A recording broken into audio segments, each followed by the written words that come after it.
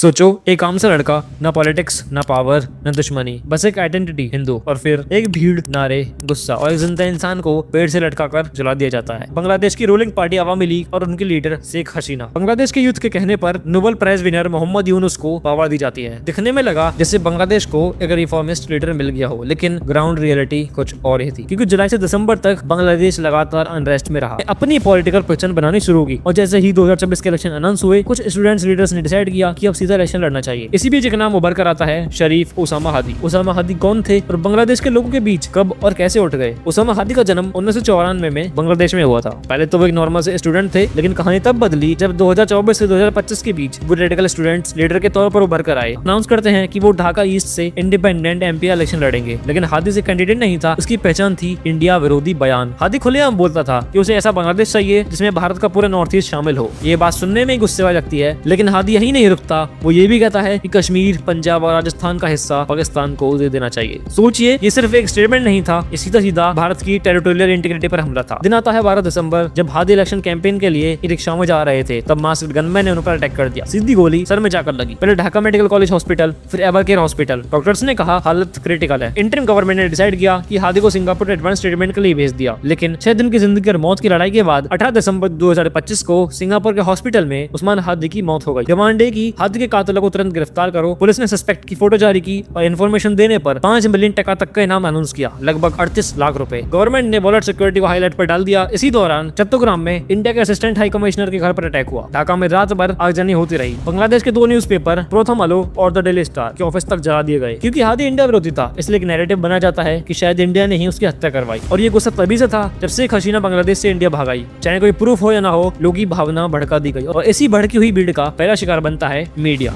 बांग्लादेश की कई news agency सिर्फ इसलिए जला दी गई क्योंकि उन पर आरोप लगता है कि वो इंडिया के फेवर में रिपोर्टिंग कर रही हैं। जर्नलिस्ट ऑफिस के अंदर होते हैं, फिर भी आग लगा दी जाती है, गाड़ियां तोड़ी जाती हैं, प्रॉपर्टी डिस्ट्रॉय होती है, और हर जगह वही नारे, भारत तेरे टुकड़े होंगे। इंटरिम लीडर मोहम्मद यूनुस ने नेशनल मॉर्निंग डिक्लेयर की। नेशनल फ्लैग हाफ मस्ट पर लहराने का ऑर्डर दिया गया। गवर्नमेंट ने यह भी कहा कि हादी की वाइफ और बच्चों की जिम्मेदारी स्टेट उठाएगी। स्टूडेंट लीडर हसनत अब्दुल्ला एक स्पीच देता है। वो कहता है कि भारत का नॉर्थ ईस्ट बांग्लादेश का हिस्सा है। वो कहता है कि भारत का चिकन नेक काट दिया जाएगा। चिकन नेक सिर्फ 22 किलोमीटर कॉरिडोर है, नॉर्थ ईस्ट को भारत से जोड़ता है। शेख हसीना के हटने के बाद वो पावर वैक्यूम बना, उसमें नफरत और एक्सट्रीसिज्म घुस गया। इंडिया से दूरी, पाकिस्तान के लिए सॉफ्ट कॉर्नर, और हर प्रॉब्लम का ब्लेम इंडिया। अभी आपको मैं वो खौफनाक क्लिप दिखाने वाला हूँ जिसको देखकर आपको दिल दहल जाएगा।